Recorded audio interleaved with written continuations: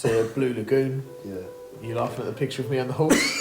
Is this you trying to make yourself feel better because I'm a chronic masturbator? Yeah. See. Welcome back, 10 listeners. I hope you all had a... When's the last one? We did had a good Christmas. Happy New Year. It's been a while. Chargers couldn't be bothered anymore. Yeah, so I've had enough. When you do all the work yourself, it's pretty exhausting. Canon and Co. Yeah. Well, I'm not a named partner, so why would I put any work? Me being here is the gift. And I provide most of the entertainment as well, so Chargers sort of does the rest. That's it.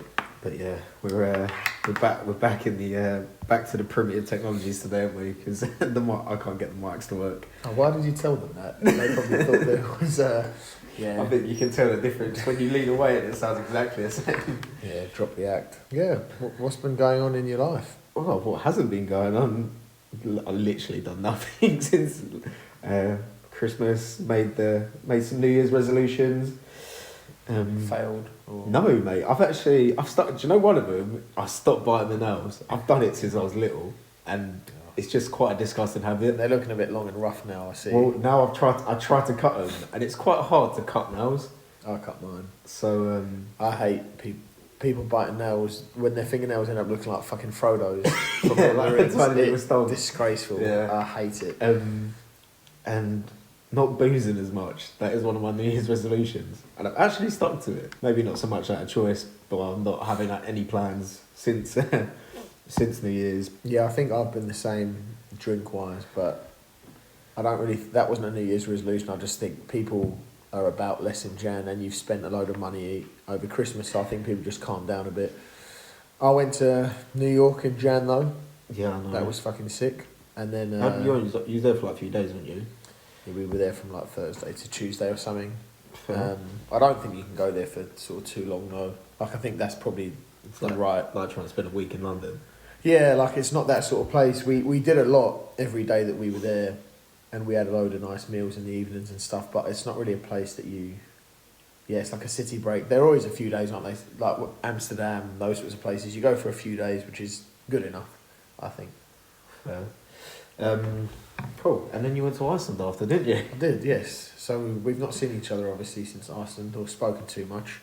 Yeah. This podcast is the only thing that holds mine and Charles' friendship together, it seems. It's the glue that holds us together. So we saw each other a couple of times in December, right? And then... We saw each other New Year's. Not at all since. Yeah, New Year's. That's in December. To be fair, you've been on a holiday twice. And then True. Working in between. You play rugby weekends, so do I. At a lower level. But right. both I have fun. Play the same sport. No, I'm joking. I'm not a high level, but, Charles not... Iceland was sick. We've not really spoken about that. So unfortunately, folks, I got Iceland as a present for Ree's birthday, with the view of seeing the Northern Lights. And unfortunately, someone clicked off the day we arrived and clicked on the evening we left.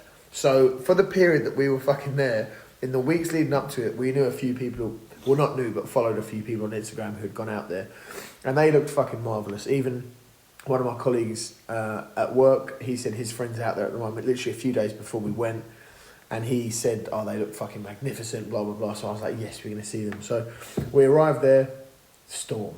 So I'm like, okay. We go there on the first night to the Northern Lights tour. They said, oh, look, we didn't see them, but it's just overcast. We'll take you the next few days, and hopefully we'll see them then.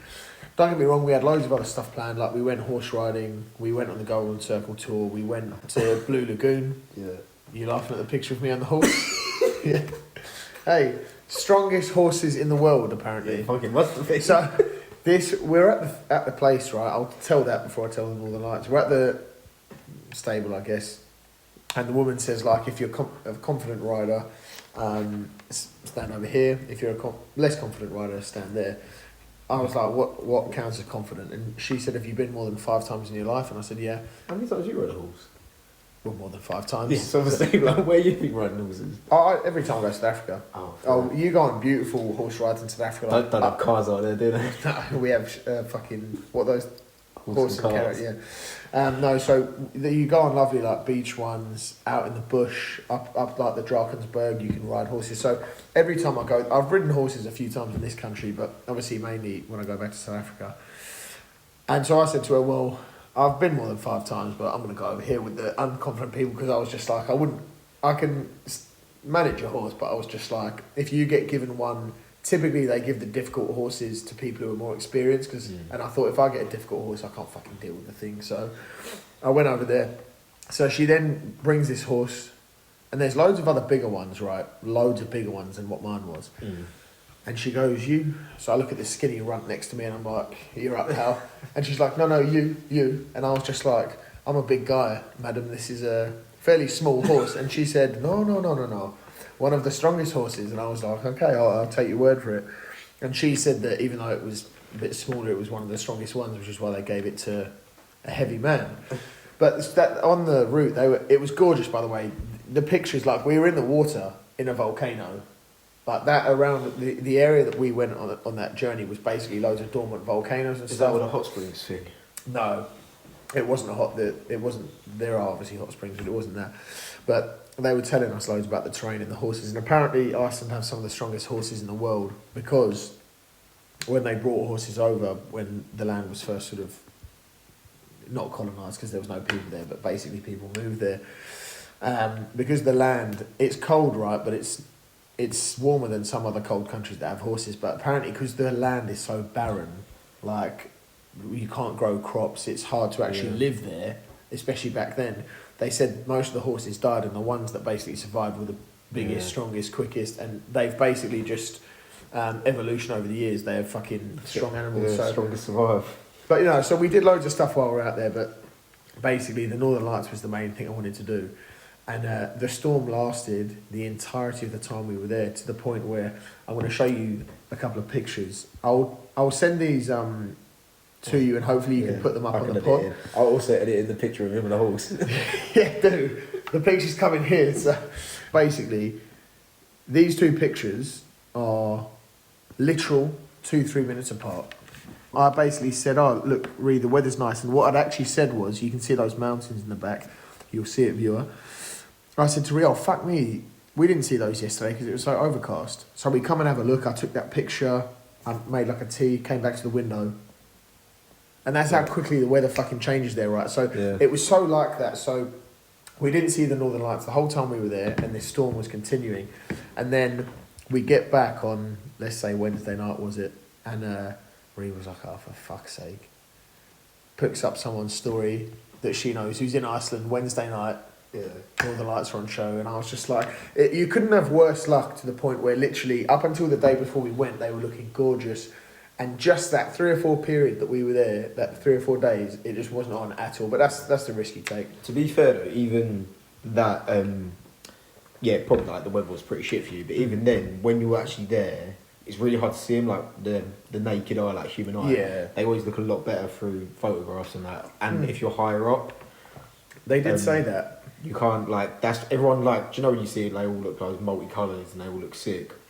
It looks unreal through cameras, but if you was looking at that, it wouldn't look as good. They have to be, like, so bright for you to see it that well. On, it's something... That's what the woman something said. To do, like, the way people can't see the light refractions or something. A camera can pick up more infrared than the human eye. Is that it? I don't know. I think it's something to do with but that. She said that, funny enough, during the tour, on the way there. You know how people give that classic chat in like a sports ground where they're like, oh, people just enjoying the vibe, not a single phone in sight, and everyone's filming, and everyone gives the chat of just enjoy it, man, like put your phone away. This woman was literally saying, if they're on, take pictures.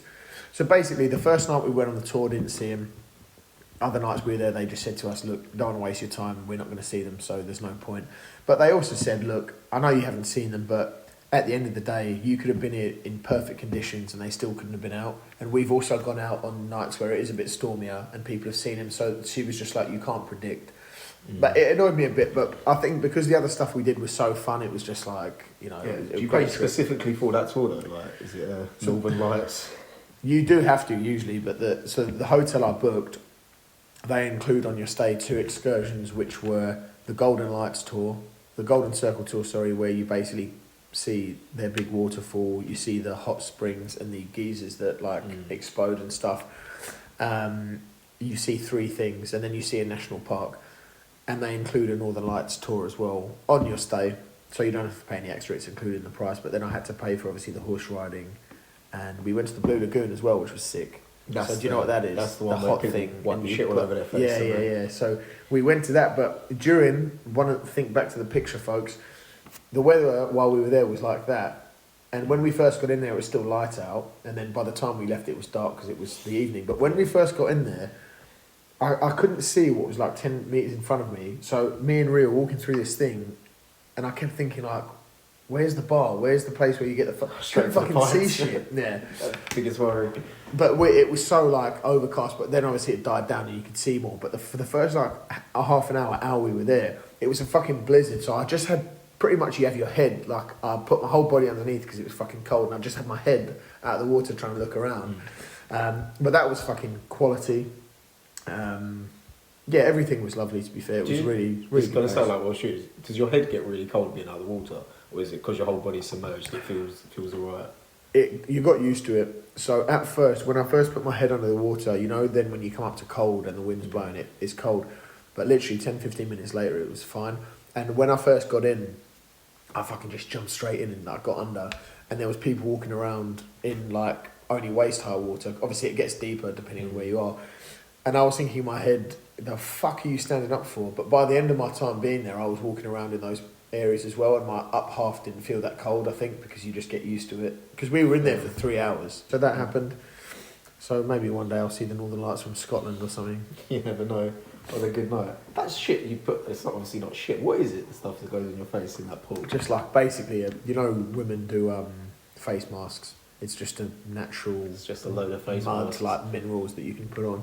It's funny though how one thing I did find that was funny is, you know how like history is taught in your country, right? And what you learn is like what is taught in your country on history on certain things. They told us loads of stories of the origins of where the Northern Lights comes from, depending on where you are in the world. And she said like the Spanish had this answer for it, because if you think back in the, we know what it is now, back in the day you'd be looking in the fucking sky's changing colour, you think there's a reason for it, and different countries came up with different scenarios as to what the colours meant and stuff and why it changed and whatnot. And she said that the Chinese and I think the Japanese thought that it was a holy thing and a spiritual thing, and that if you basically fucked underneath the Northern Lights in Iceland with the Northern Lights above you, the child that you conceive under the Northern Lights is going to have good luck and get everything they want. But the Spanish, there was early reports of the Spanish, back I guess when the world was a bit less polluted, the Spanish, there's reports of obviously You could see the it English, from, the Spanish, the Italians being able to see the Northern Lights. because of less light pollution. And Yeah, so I think loads of people knew about it, and that's what they did. And apparently there's a type of chemical reaction that occurs that the Northern Lights turn red, and it's like once every X amount of years. Our tour guide said, I've seen it once in my lifetime, like I'm 40. When I saw it, I was staying on an island off the coast of Iceland, and I thought there was a fire on the island because like back from behind my curtains I could just see red, and she thought it was like the glare of a fire. Opened it up and it was that. And she said that loads of countries had, like if you saw that you thought the country was about to go to war or this, that and the other.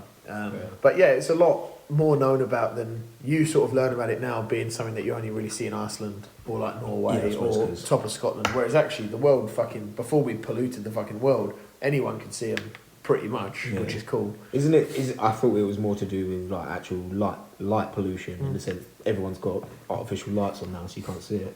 Yeah, maybe that. I don't really know. Let's have a look. Let's fact check it.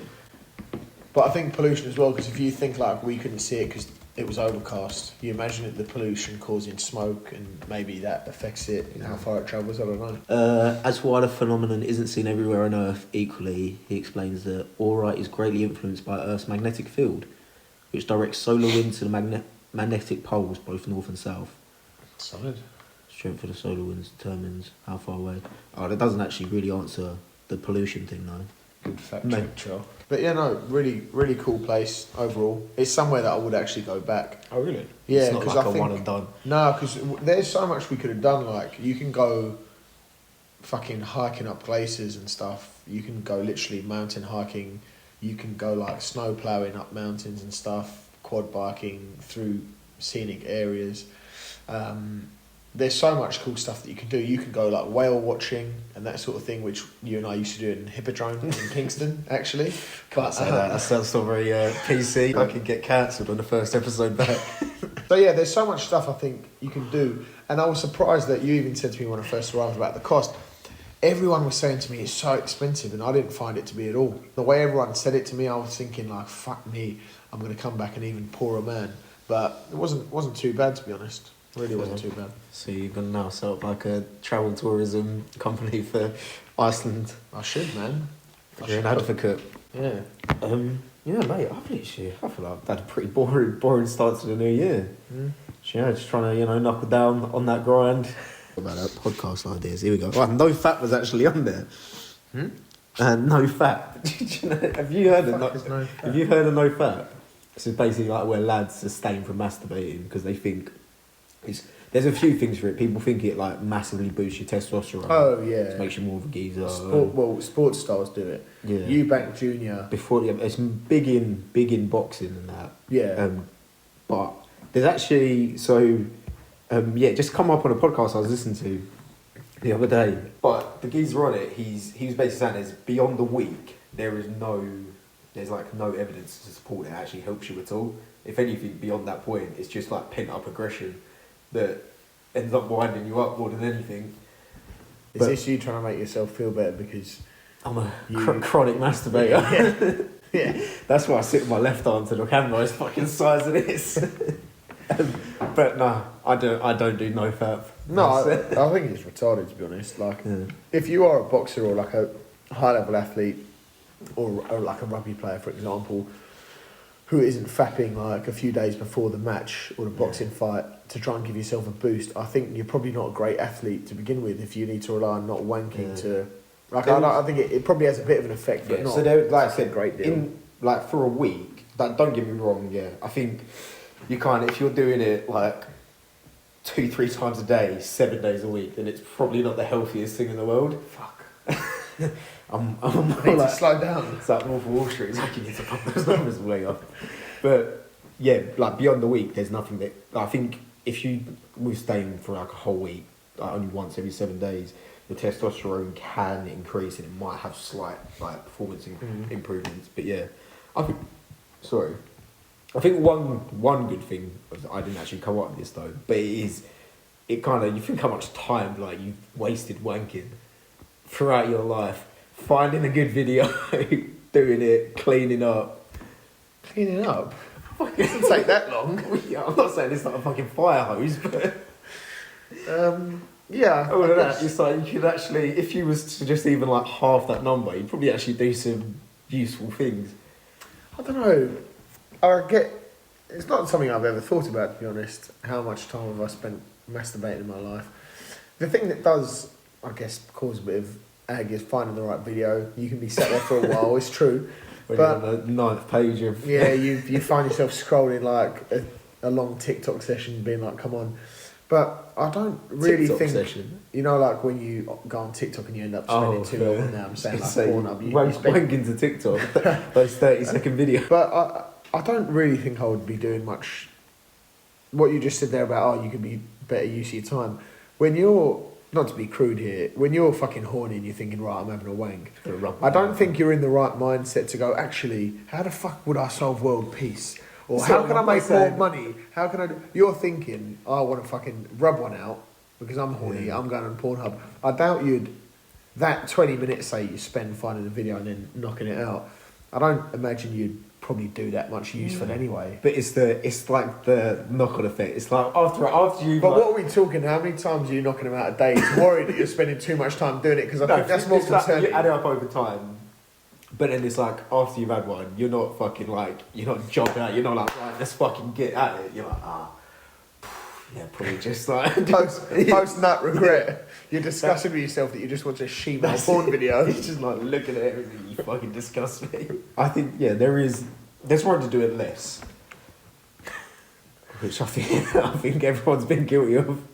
Yeah, I mean, like when I was young, I don't think it's not an issue now. I wouldn't change the amount that I masturbate, to be honest. But back when I was like, I do remember one time in particular, this is actually awful. I I was ill off school, and I must have Chinese burn on your dick or something. no, not that. I must have knocked about 8 or 9 out, right, in one day, just watching hell. porn constantly. Must look like And by the end pepperoni. of it, like the last couple, I was dry. Like nothing even was coming out. I was completely dry, and I just thought, right, well, I've pushed it too far there. That's what. You're like, okay, right, 9's too much, 8 is my limit. No, because even by like number 6, it was done. But yeah, my poor Balls are like that. didn't even feel nice at the end. I was watching granny porn. It's the only thing that'll do it for me. But that's teenage lads for you, isn't it? Well, that's Yeah, not. I think there's a I think difference we've all between had those days. Teenage holiness. 9, mate. Oh, I don't know if I've gone that bad. Teenage holiness, yeah. But I think as adults as well, it's quite like a prominent thing, like people in their 20s to wherever, just constantly doing it as it's like a form of escapism. Oh, what is it? Yeah, this is the podcast I was listening to anyway. I think it'd be quite an interesting, but it's a lot like so mental health. Like lads will just go watch porn because they don't want to speak to girls in real life. And See, I think that there's dangers in porn, not masturbating. I think that if you watch porn and wank to porn 6 times a day or whatever it is, 3 times a day, I think there's an issue in that. Just knocking one out, maybe thinking about, like, you know what? thinking about those Be- granny before things. Before I tell you this, I remember watching a podcast or listening to something once where girls were speaking and they were like, did you know that lads that say you've had sex with or you've sent nudes to or whatever can wank not watching any porn, just thinking about those experiences and stuff? Like, we do it. Birds you've shagged, birds you've had nudes off or whatever. You do have wanks imagining either what you've done with them or what you'd sort of like to do. Like, it does happen, right? It's a known fact. And these birds were just like, what? Like, that's disgusting, right?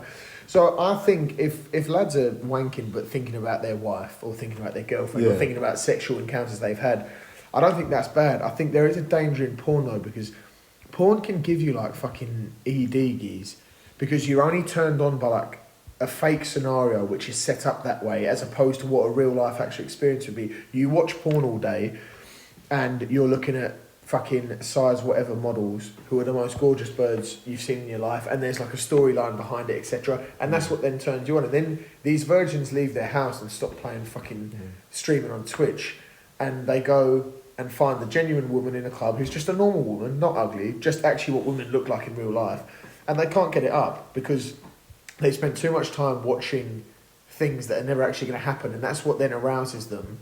And so they need more to actually be aroused than what a regular woman in real life offers them. And so I think there's an issue with watching too much porn for sure, but just knocking them out, I think, if you're not watching that much porn or... Desensitises you to the, it does to the real world. It does. Real world, doesn't it? Real shit, it really does. And I think there's an issue in that, but if some 40-year-old man with a fucking stressful banking job wants to go and knock one out 3 times a day, go for it if it helps. One thing I wanted to mention though. What? Mason Greenwood. Oh yeah, he got away with it, didn't he? Yeah. I say got away with it. He got found not guilty. Well, the case got dropped. Not found not guilty.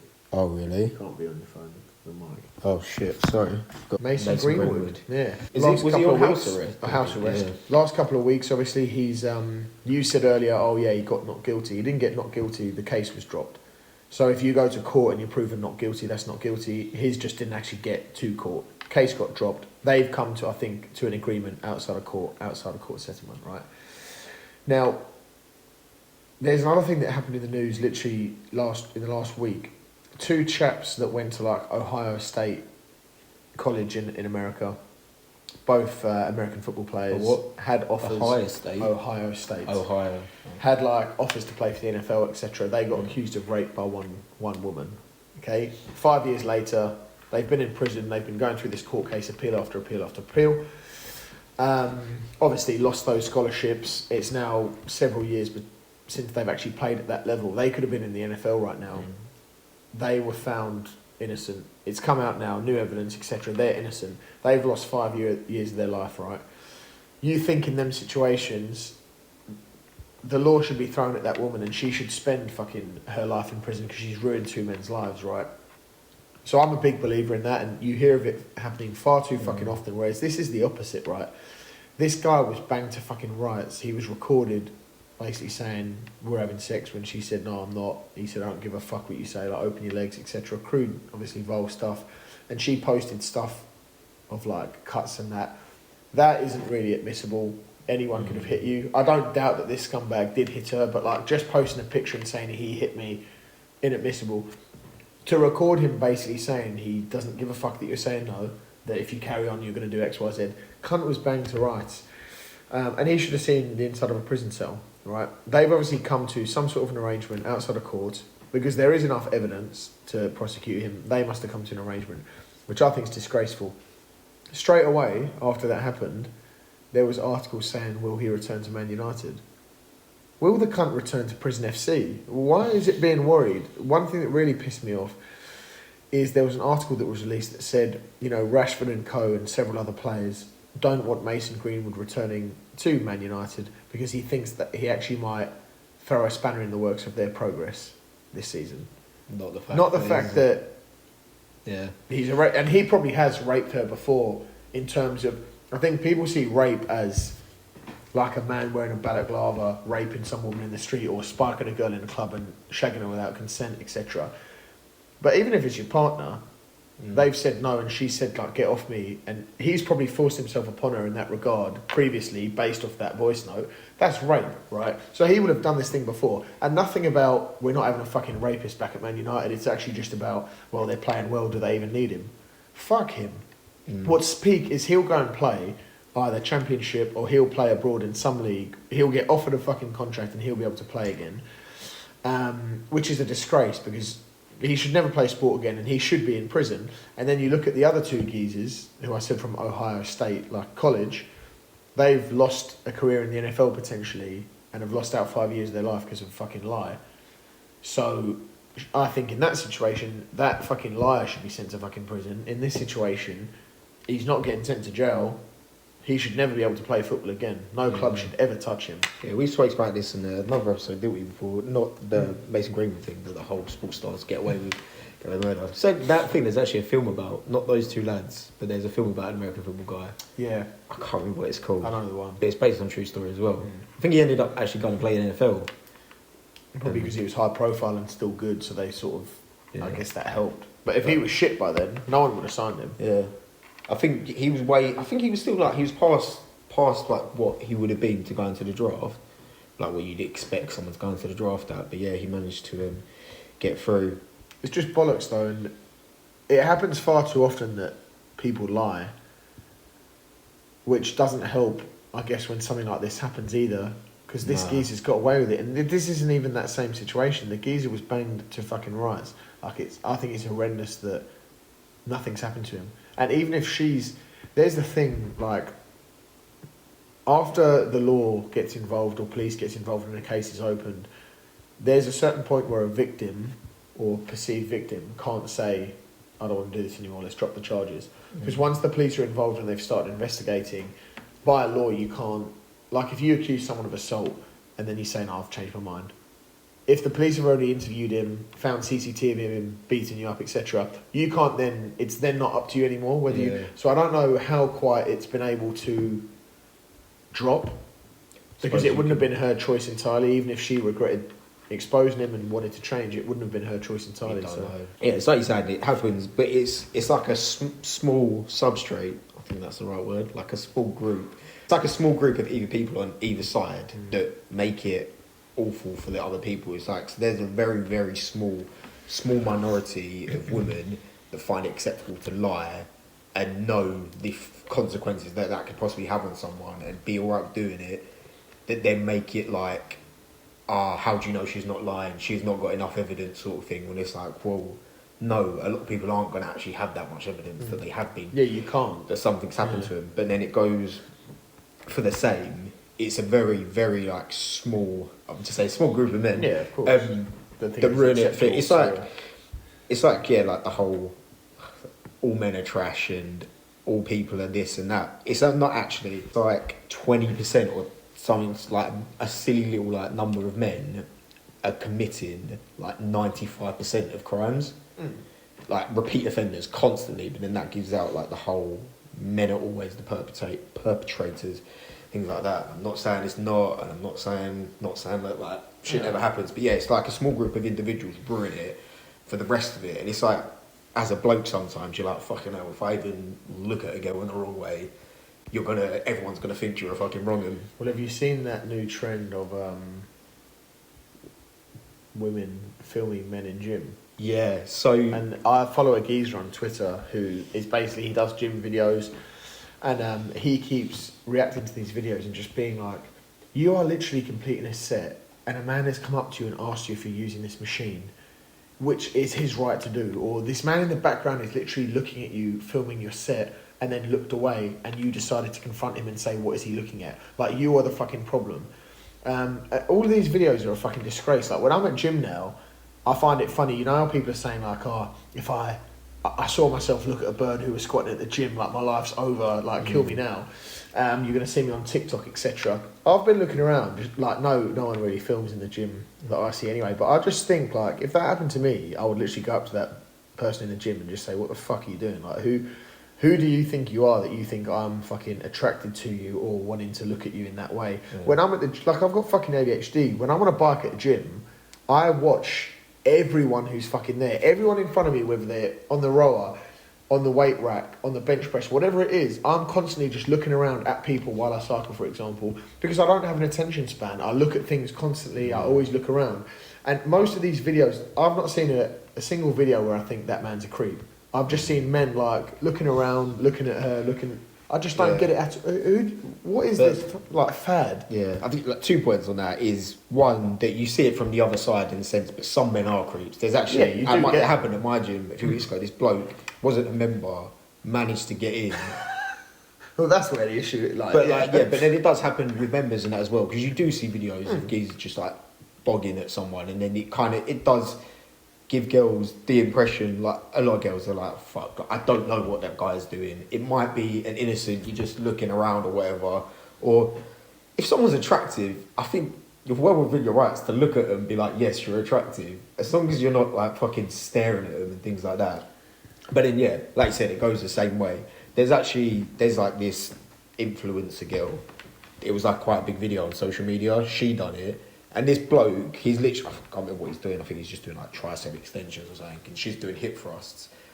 And he looks over and he's literally just like that, just tiny little glances. I don't even know if he's looking at her, but she goes off on this huge rant on the video.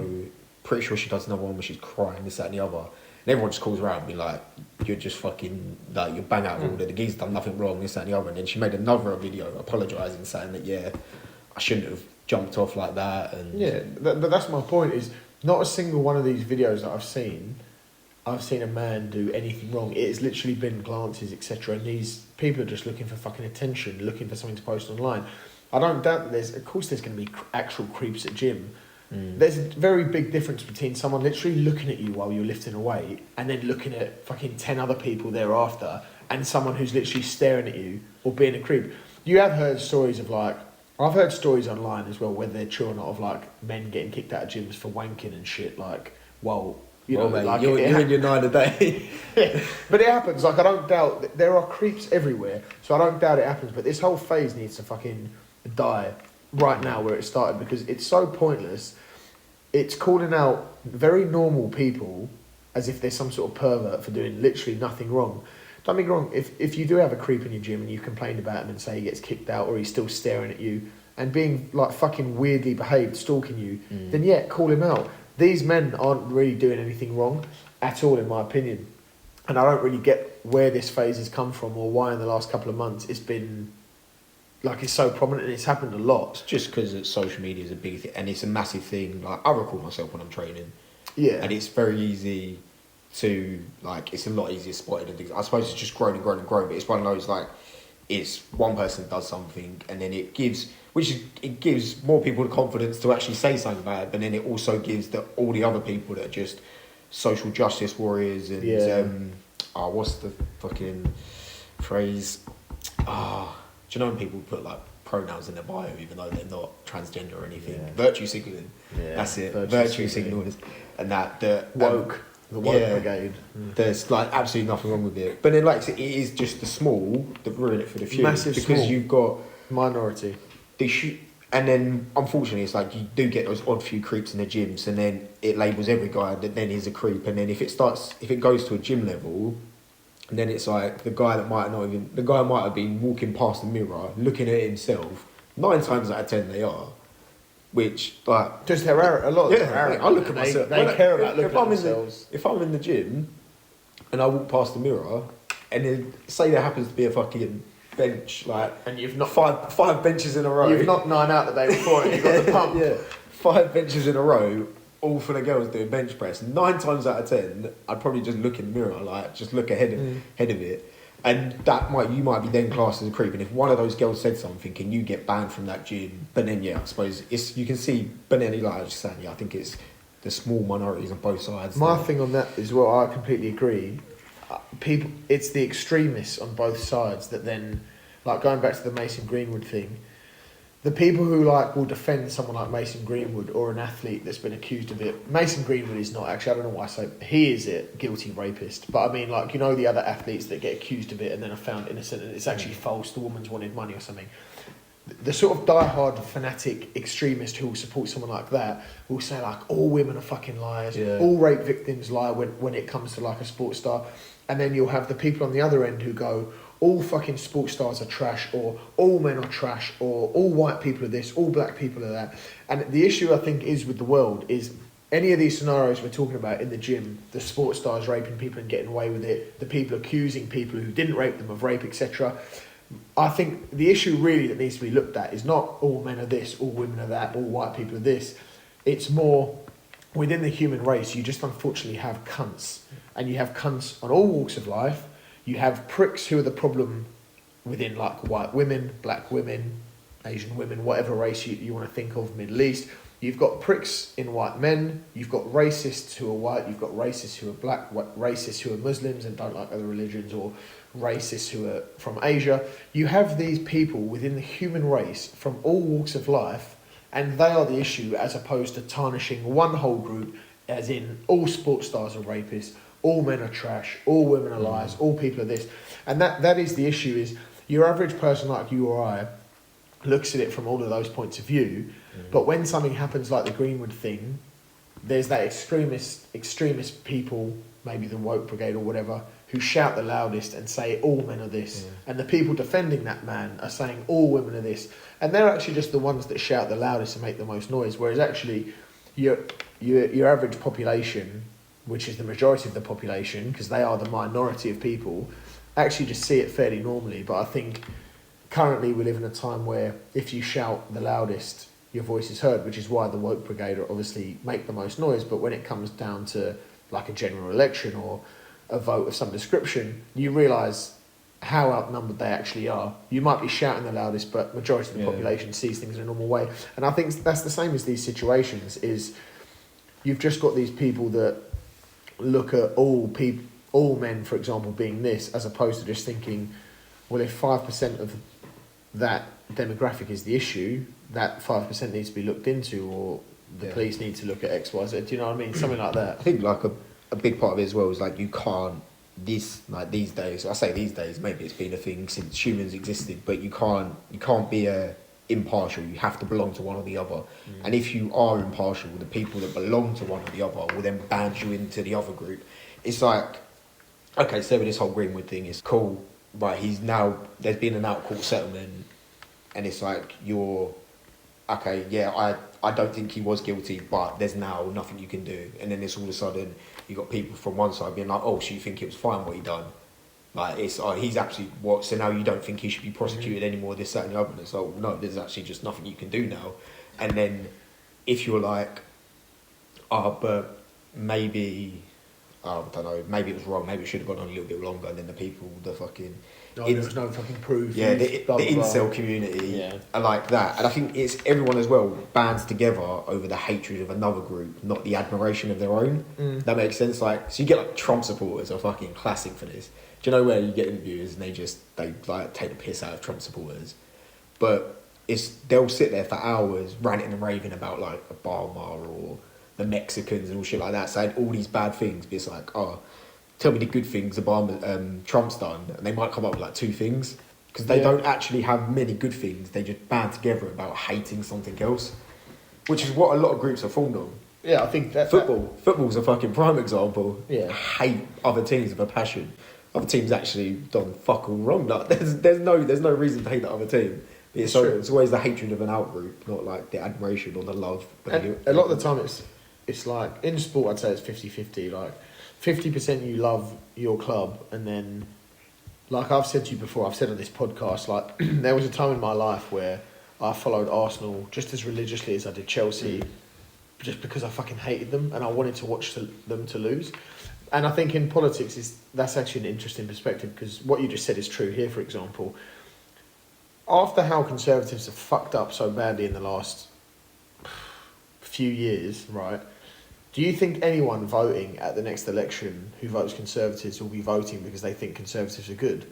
Mm. They'll be voting Conservatives because they think Labour will be worse. Yeah. So actually, they probably couldn't tell you what's one good thing about the Conservatives currently under Rishi Sunak? Nothing. Why are you voting for him? Oh, because fucking Labour, blah, blah, blah, blah, blah. And that's the same as the States. And it's true, you always have to be you're part of one or the other. And you might not like either, but you can't really, with something like that, you can't really be in the centre either, because it's like, I'm not voting for either. Oh, one of them is going to win, so who are you going to vote for is not going to do anything. Lib Dem, like... Yeah. I do think, like you said, a big part of that as well is that whoever shouts the loudest, and that's why people do, just my theory kind of it, but like why people do become so polarised, because the people that sat in the middle don't shout the loudest because they're just indifferent about it. So then people that are easily led or want to be part of something, you go to the people that are shouting the loudest, and then you buy over to their point of views, then you start shouting louder, and you're like, well, no, you have to be left or right, you can't be, there's no way you can sit in the middle. Why can't we all just be friends? Yes, it was the Mean Girls quote. Oh, we all want to be friends and get along. She don't even go here. Thomas Partey, he's had that thing where he's potentially a rapist, and Arsenal have refused to comment on it, and he's just playing every week. And Mendy, you remember that Mendy guy? Yeah. You remember we spoke about that on this podcast, and I said, with a sports star, when it's like one accusation you think might be a lie, this guy's had like fucking 13, like he's a guilty rapist. Like 7 of those have been out thrown of the court. He's actually in court as well. It's not as if it's out of court settlement. 7 of those have been written off already as like, no, it didn't happen sort of thing. So if this guy actually didn't do anything and he's spent time in jail, like I'll feel sorry for him. But when there's that many accusations, like at least a few of these are going to be correct, I'd say. But yeah. And thing is, like, just saying people don't compliment it, just to kind of play devil's advocate on it. I don't think that's a bad thing that they don't comment or they don't shun those players away, because there are so many cases of it turns out to not be true, and it's someone looking to get a payday out of someone that's got a bit of money. And yeah, I think until that whole Mason Greenwood thing, like he should have been completely dropped, because there was hard evidence that he done what he'd done, regardless of whether or not he actually raped her, like regardless of anything happened, but there is hard evidence of him acting the way he does, which is not acceptable in any way, shape or form in society. So yeah, he should have been dropped from that. But yeah, I agree, and I think with other players, I do agree. Like if there is no proof, you shouldn't drop a player at all. You shouldn't stop playing a player.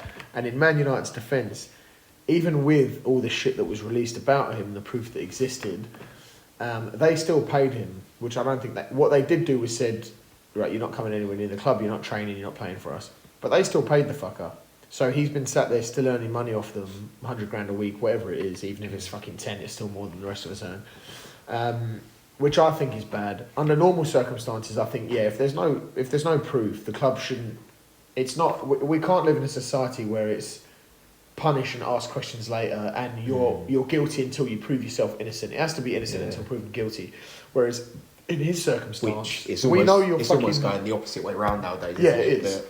But in that particular circumstance, we know that you've done something. So look, there is proof there. Like you're out the door. But in general, I do agree with that. And yeah, you're right. We are going in the opposite way now. It is a case of when there's an accusation, Yeah. you're guilty, and you have to prove your innocence as opposed to them prove that you've actually committed a crime. What's the saying? It's like there's no smoke without fire. Yeah. Is that the right saying? Yeah. Yeah. Well, I think maybe that's a good note to end on for the first podcast back. We're almost at the hour mark. Got any ending notes? Any notes? What can we expect from you in the future, Bill? What you got coming up?